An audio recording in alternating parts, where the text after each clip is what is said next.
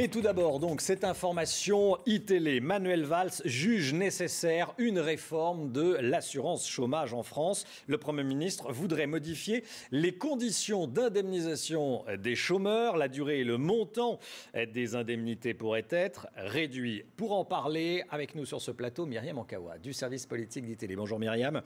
Quelles sont exactement vos informations à l'heure qu'il est? Dites-nous. Écoutez, cela fait déjà plusieurs semaines que le Premier ministre fait entendre une petite musique sur cette question de l'indemnisation du chômage et sa volonté d'avancer sur ce dossier. Ça a commencé à Berlin.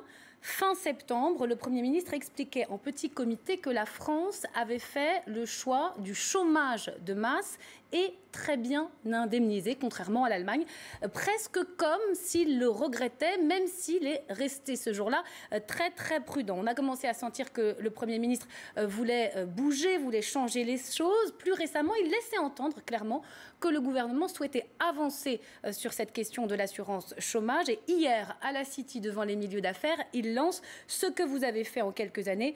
Nous pouvons aussi le faire. Avant de lâcher en privé, nous devons inciter davantage au retour à l'emploi. Il y a des dizaines de milliers d'emplois non pourvus dans notre pays, parlant même, je cite, de trappe à chômage.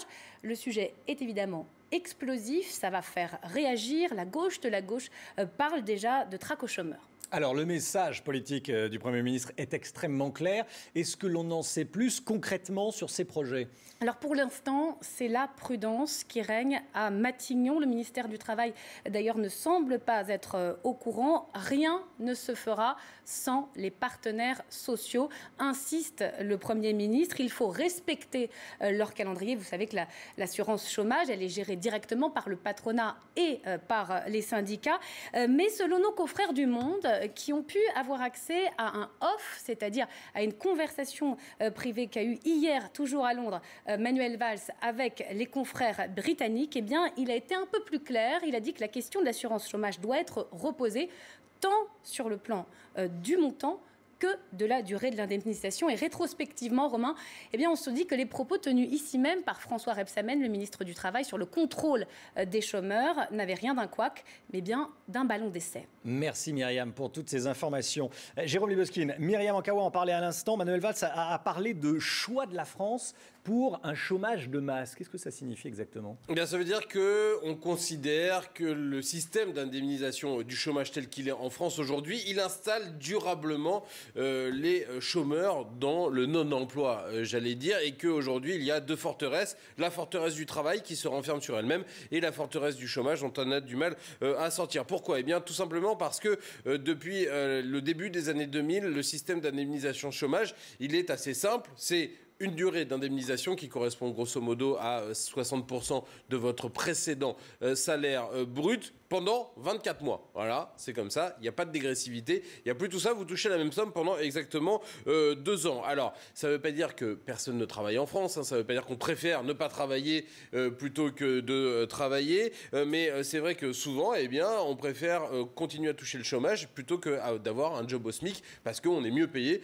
quand on est au chômage que quand on a un job au SMIC, et puis parce que quand on est au chômage, eh bien, il y a tout un tas d'allocations qui vont avec et qui permettent finalement d'avoir un niveau de vie qui est souvent, parfois meilleur que pour certains travailleurs. Et puis, derrière tout cela, eh bien, il y a une autre notion qui est en train de faire son chemin chez nous, c'est la notion du revenu contre la notion du salaire. Chez nous, il y a un salaire minimum. Dans plein d'autres pays, on pense en termes de revenus. Je m'explique. Un chômeur, il peut travailler un petit peu. S'il travaille un petit peu en France, il a moins d'allocations. Dans d'autres pays, comme c'est le cas aux États-Unis, etc., un chômeur qui travaille, eh bien, l'État va compléter la somme qu'il perd entre ce qu'il travaille, son salaire pour son travail, qui est parfois pas très bien payé, et ce qu'il toucherait comme allocation. C'est le salaire contre le revenu. C'est une notion qui est en train de faire son chemin chez nous. Et c'est peut-être une façon aussi de redonner aux chômeurs de longue durée, dont on sait qu'ils ont du mal justement à sortir de cette prison qui est devenue chômage, eh bien, de leur remettre le pied à l'étrier et de les refaire rentrer dans l'autre forteresse qui est devenue le travail.